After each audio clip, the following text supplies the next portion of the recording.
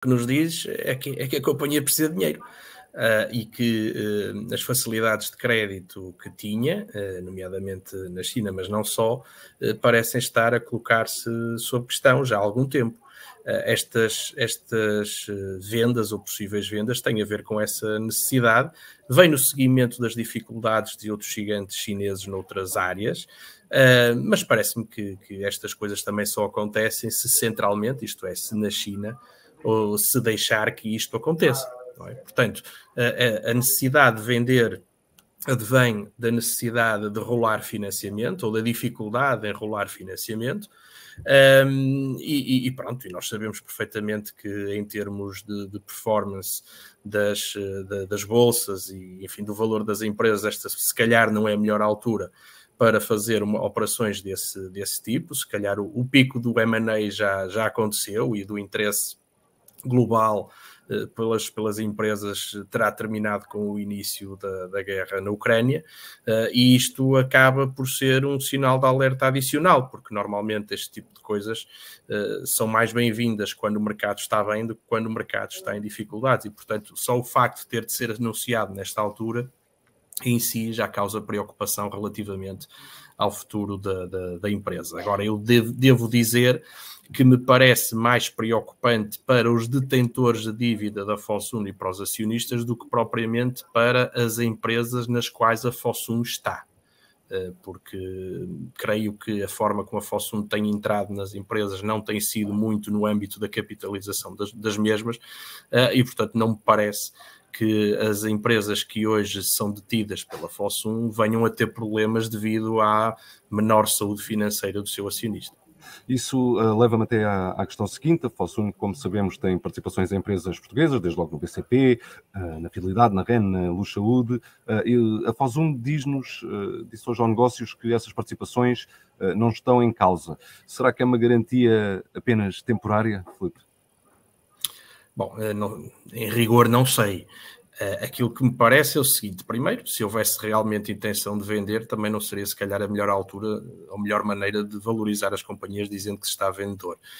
Mas eu creio o seguinte: dessas participações, essas participações têm o seu quê de estratégico. Desde logo a Fidelidade, porque está dentro do core da Fosun, que é um dos setores que a Fosun gosta de estar, que é o setor segurador, e o mesmo se pode dizer relativamente à banca, e no caso do BCP.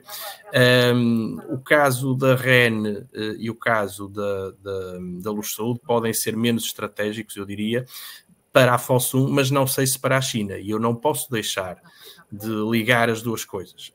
Aquilo que nos tem sido habituado pelo aquilo que já aconteceu noutras empresas é que a entrada da China num conjunto de setores estratégicos, e em Portugal temos mais exemplos para além destes que são citados, até porque a Fosun não é o único acionista chinês de empresas portuguesas, mas a entrada nesses setores tem o seu quê de estratégico. Não estamos a falar apenas e só de investimentos financeiros, estamos a falar de uma presença que se quis em determinado momento ter, e que não acontece só em Portugal, acontece a nível internacional.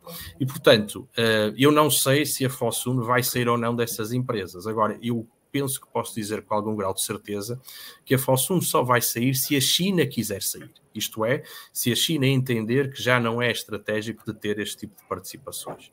Num regime ou num pensamento mais pessimista, nós podemos começar a pensar até que ponto é que com o crescimento das tensões entre a China e o Ocidente, que me parecem, enfim, mais ou menos inquestionáveis, e cujos desenvolvimentos deste Congresso do Partido Comunista Chinês terminou este final de semana, me parecem intensificar, eu não sei se lá mais para a frente a China não terá receio que essas suas participações possam ser de alguma maneira, enfim, condicionadas. Eu dou o exemplo da Rússia, eu sei que estou a pensar um pouco à frente mais, mas dou o exemplo da Rússia, onde algumas participações em setores estratégicos, como por exemplo no gás natural, foram pura e simplesmente retiradas, nacionalizadas, congeladas, etc. E, portanto, a China pode também estar a precaver-se, ou pode vir a querer precaver-se deste tipo de situação. Sei que é bastante prematuro, mas é uma das hipóteses que temos de ter em cima da mesa. Agora, no curto prazo, naquilo que é hoje, aquilo que é possível ver, acho que há aqui duas realidades muito distintas. Uma que são as dificuldades da Fosun, que já não são de hoje, já sabemos disso, e que, no fundo, trata-se de uma empresa que está a encolher, da mesma forma que, por exemplo, a Evergrande foi obrigada a encolher. Nós vimos, enfim, que nas últimas semanas, nos últimos meses, grandes empresas chinesas têm sido obrigadas a encolher, umas vezes por questões de mercado, mas fundamentalmente por questões de poder central, nomeadamente ao nível da regulação. Essencialmente aí tem havido um conjunto de pressão para que essas grandes empresas, enormes empresas, diminuam de tamanho. É também uma forma de controle por parte dos líderes chineses. Portanto, esse é um aspecto. O segundo aspecto é que a venda ou não dessas participações, na minha opinião, entroncará sempre naquilo que é o interesse estratégico da China. Ou seja, se a Fosun tiver uma participação, vamos pensar até fora de Portugal, em empresas em que a China quer estar presente, não é por a Fosun estar em dificuldades que vai alienar, vai-se arranjar alguma forma de acomodar essas participações. Em resumo, em Portugal não temos nenhum motivo para não acreditar naquilo que são as declarações da Fosun e que nenhuma destas participações nesta altura estará efetivamente à venda. Soubemos também hoje, já depois desta questão, que a Moody's já baixou a nota da Fosun. É mais uma pressão no sentido da venda? É mais uma pressão, porque se as casas de rating, as agências de rating baixam a notação da dívida, e isto já tem acontecido, não é de agora, já é dos últimos meses, maior dificuldade naturalmente há no refinanciamento da dívida, seja através de mercado, leia-se obrigações, seja através da banca, seja mesmo através de outros instrumentos, de shadow banking ou não, enfim.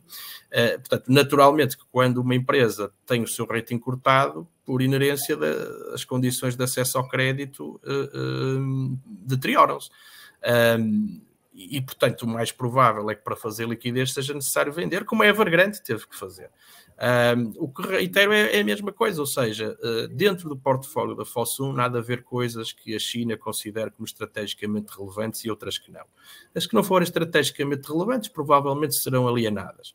As que forem consideradas estrategicamente relevantes continuarão a ficar sob domínio da China, seja dentro da Fosun, seja de outra estrutura, mas creio que essencialmente aí temos que perceber para cada uma das empresas, responder à pergunta: à China é relevante ter esta participação?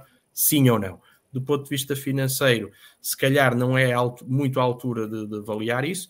Do ponto de vista estratégico é que é a questão mais relevante. De resto, só para finalizar, eu diria que em Portugal os dois ativos que neste momento poderiam ter mais liquidez e mais facilidade na venda não seria provavelmente o BCP, porque a sua cotação está historicamente baixa. Seriam provavelmente a REN, porque é um título líquido de um setor maduro e que seria, enfim, de alguma forma relativamente fácil de colocar, e a mesma coisa relativamente à fidelidade. Sobre a Luz Saúde, confesso que não tenho dados sobre os elementos financeiros da empresa para me pronunciar.